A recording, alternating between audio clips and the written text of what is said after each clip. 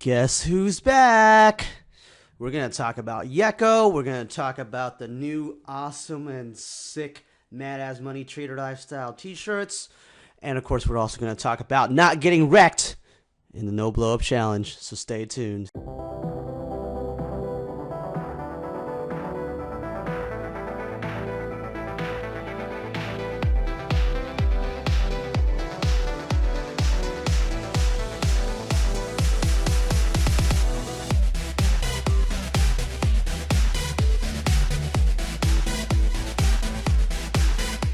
What's up, guys? It's Mad As here. I know it's been a very long time, but you know what? I missed you guys. It's good to be back making YouTube videos again. It's been a long time, you know. It's been like, what, 4, 5, 6 months, something like that. But, you know, truth be told, I want to take some time off, you know, focus on my trading, take a couple vacations. I've been to, I've been to Berlin, I've been to Hawaii, I've been to Italy on vacation for the last couple months. And just living life, you know. A lot of this whole trading thing is being able to do it wherever you want in the world, and taking a full advantage of that, and just going out there and just living your life. And I highly encourage all you guys to go out there and do exactly that, because life is not worth living if you're just staring at a computer screen 24/7. So definitely go out there and do that. So before I jump into the meat of this video, I want to talk about a couple of things. Trade Ideas Conference. They are going to have a conference in San Diego this Friday, Saturday, and Sunday. And of course, you guys are going to be there. Come and say hi to me, because I'm going to be speaking on Saturday. Come and say hi to me. You can get your hands on one of these Mad As Money t-shirts. I'll be giving them away. And if you can't make it to that conference, no worries. There's going to be a link in the description where you can sign up and watch the live stream. It's completely free. And if you want to get your hands on this shirt and cannot show up to the event, no worries. You guys know I'm very charitable. I'm going to be giving away these shirts at a later date. You better believe it. And of course, Trade Ideas is also doing their October Halloween, $8 trial. So there's going to be a link in the description for that as well. Check it out. You can try out their entire software. So Trade Ideas, if you guys don't know, is a stock scanner. It's the best scanner out there in my opinion. That's why I'm using them. I've used them for several years, and that's why I'm speaking at their conference. Obviously, they're doing great things for the trading community. So check it out. It's only $8. You get the free trial, the full version of the software for a week. So sign up. Link in the description. So let's go ahead and jump into the main hot topic today. YECO, YECO, the stock du jour. Now, we haven't had an epic stock in a while, and if you guys have followed me on Twitter, you guys have probably been seeing me talking about how everything's been slow. Things have been picking up lately, starting toward the end of September, and now we're into the latter stages of the year.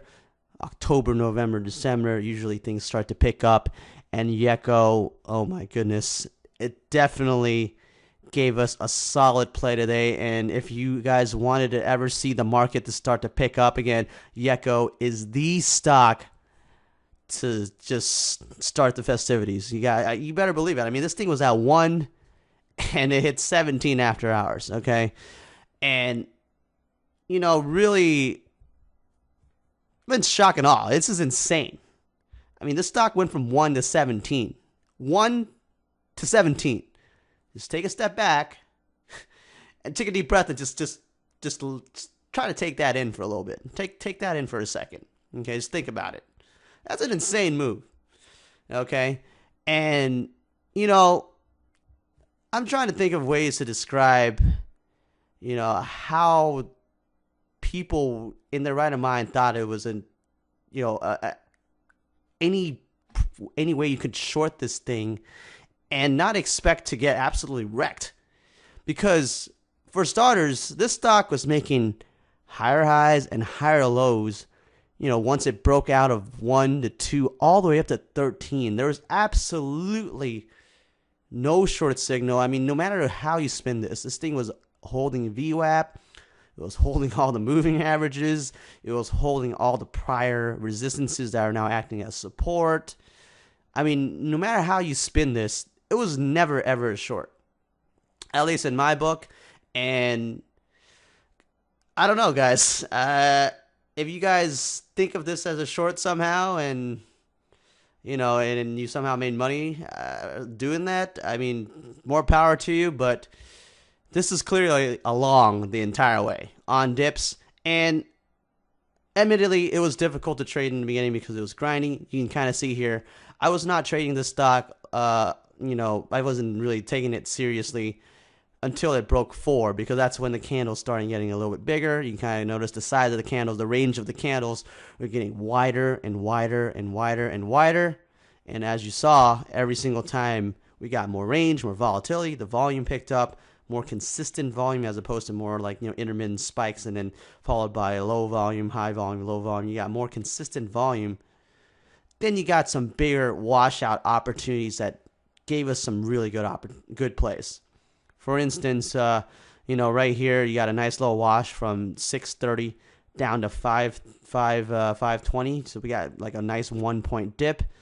Once the stock really picked up, you started getting bigger washes, 1-point washes, like right here, huge wash from 11 down to 930. So that's what I was looking for. I got really excited once this stock really started getting some nice range on each candle, nice volume, nice liquidity, nice volatility, some good opportunities all around for us to just jump in on the dips, make a quick 50 cents, $1, maybe even more. And honestly, guys, I was just doing 500 shares, 1,000 shares tops on these washes, and I still ended up making $3,300 on YECO. So that just goes to show you, you don't even need to go major size on this, okay, guys? And I'm going to go talk about it later in the no blow up challenge, about how I've been downsizing anyways. But really, 500 shares of this stock, even at $10, that's $5,000. I mean, guys with a small account, all you guys out there with a small account, you absolutely could have done that. Very doable. You go in 500 shares, you capture 50 cents, that's $250. You capture $1, that's $500. I mean, plain and simple, guys. The opportunities were there, and really, this is a great opportunity for all you guys with a small account to grow your account, to make it more epic and more epic for the next play. The next time we got a bigger play, you jump in, you got a bigger account, obviously everything becomes exponential. So this was an account growing stock, I tell you what. So just all these dips, mega washes by the dip. You can kind of see that the line in the sand toward the end of the day was between 850 and 9. This stock never cracked it. It was still long the whole way. So long in these dips. Obviously, as the stock gets higher and higher, the risk does increase, so you downsize. But overall, small size trades really add up. Making $200 over and over again, 300, 400, 500. Do that a couple times, you're up a couple $1,000, guys. That's all it really is. Keep it simple, stupid. I always talk about it. KISS. Keep it simple, stupid. That's all you gotta do. That's all it takes, guys. Really simple. No reason to short this stock ever. I mean, I would maybe have an argument that if it cracked VWAP or cracked 8 in a day, it might have been a short, but it was running out of time for that kind of move to materialize. And anyone that tried to hold this thing overnight, they got cleaned out after hours, clearly. I mean, this thing, hit 9, and then it basically almost doubled after hours. So, again, guys, don't swim against the current. That's all it really is to it, guys. The overall trend is up. Just buy the washes until the trend changes and then short the pops. It's all there really is to it. Keep it simple, stupid. Long the dips on the uptrend, short the pops on the downtrend. Got it? All right, guys. Let's move on to the no blow up challenge. All right, guys. So the no blow up challenge was something I started back in June after I was pretty much fed up with blowing up or just taking huge drawdowns altogether. I made a conscious decision to pretty much manage my risks, take it a step further, downsize my positions, really start to figure out what was causing my losses. Okay, and I really dissected all of the data that I collected in my journal and just looked at it and just tried to figure out if there was any patterns or any trends in my trading to help identify what was causing my losses and what I can do to remedy the situation. And I feel like this is extremely critical because the most frustrating losses come from the fact that when you don't understand what caused your loss, it feels like you're kind of in the forest without a map. You're lost, you don't know what's going on, and you're very likely to get even more lost if you don't have any sense of direction. You need to understand, okay, this is a situation, and I have this data to tell me what's going on. Maybe I'm over trading, maybe I'm oversizing, maybe I'm revenge trading, maybe I'm trading into hours of the day where there's no edge or there's no volume, there's no range, things of that nature. And I feel like the no blow up challenge helped me identify all of these things. And the P&L curve definitely is indicative of the fact that it was extremely effective. So as you can see so far, we're a little bit over 4 months into the no blow up challenge. I've up $143,982. And that's absolutely amazing considering the fact that I did this with basically about a 35K account and trading very small size, if you guys have been noticing my posts on Twitter. So, I can't be any more happy with the results so far. 4 months in, my overall P&L on the year is at all-time highs. And on top of that, I recovered all my losses from my last major drawdown, which was on Blink and here back in May. And for the most part, I've stayed out of trouble given all of the traps that have been occurring as of late in the market. Lots of ways. Obviously, example today, YECO is a prime example of a stock where if you were on the wrong side, you got wrecked. Simple as that. So, the rules that I've instituted has really helped me.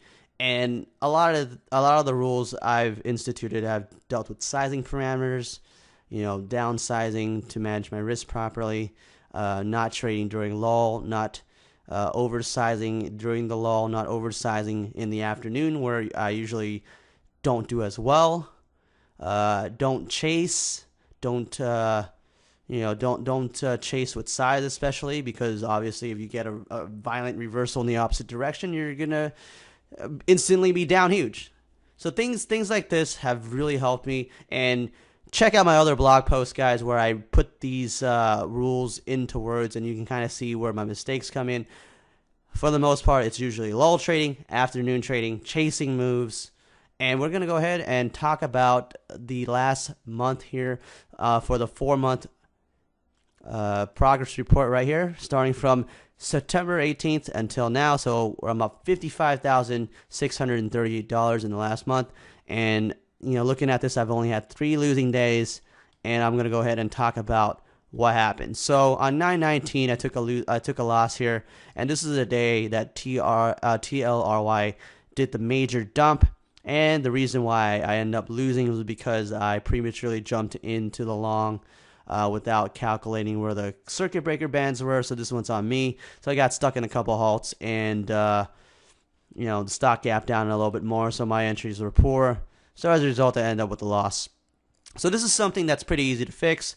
Just keep a running 10% calculation in your head, and always be aware of where you are in terms of where the stock is at and where the 10% level is below and above it, so that way you don't get stuck in a halt. So that's what the problem was here. Easy fix for me. So moving forward, just keep track of that. The next one is September 26th, ONTX. This one was pretty bad because I basically chased, I didn't actually chase, but I bought the dip on a scanner play that just pretty much infinite dumped. So the fix for this is just don't size up on scanner plays, like especially during lull, because this was around 11 o'clock. Scanner plays usually have a mind of their own. They usually do something really unpredictable. They can either rip uncontrollably like SYN, which just grind it up forever, or in the case of ONTX, it just went up and then it just went down without much of a bounce. So as long as I size appropriately, if I'm in like 500 shares or 100 shares or whatever, the loss would have only been like a couple $100. So the fix here, scanner plays especially during lull, size down. If I'm going to run into some nonsense like a infinite dumper, not the end of the world. After this, I had a pretty nice stretch where I went on, I believe, an 11-day green streak. And you would have to go all the way down to October the 12th for my next loss. And this one was also a result of trading into UVXY chop. This market was choppy, and I kept trying to, play the breakdown or the breakouts, and it ended up being a bunch of fake moves. So a bunch of fake outs, got chopped up. So the easy fix here is, especially for UVXY, if you guys watch my other UVXY videos, definitely if you haven't, go check it out. But in those UVXY videos, I'd often talk about how you gotta wait for a clean direction on the market before you decide to take a trade on UVXY. So the easy fix here is allow the market to pick a clean direction. Don't trade into the sideways chop. Don't try to, anticipate the breakout or the breakdown. Let it make the move. Let it confirm the move, and then join the trend after the fact. So had I just done that, I would not have gotten chopped up. I probably would have ended up green on the day because the stock, the market on this day did end up making a pretty nice move later on in the day. So you just gotta be patient. Wait for the play to pan out. Don't jump in prematurely. So I believe that's the last of it. Should be it. Yes, today was the $6,000 day. So overall, it's been a great month. No blow up challenge so far. It's been amazing. I highly recommend all you guys out there to go ahead and take the no blow up challenge. I mean, if anything, it's a lot more stress free. We want to make trading, which is naturally a stressful, very stressful, high pressure situation, a highly stressful gig, and try to calm our nerves down a little bit, lower those cortisol levels, make this job as easy as possible. For the most part of these 4 months, aside from the times where obviously when I broke the rules, things didn't pan out, right? It's just funny how it works that way. When you break the rules, you get reprimanded almost immediately. But for the most part of these 4 months, and usually about 20 trading days a month, that's 80 trading days. It's been pretty stress-free. The P&L curve has been in a solid uptrend.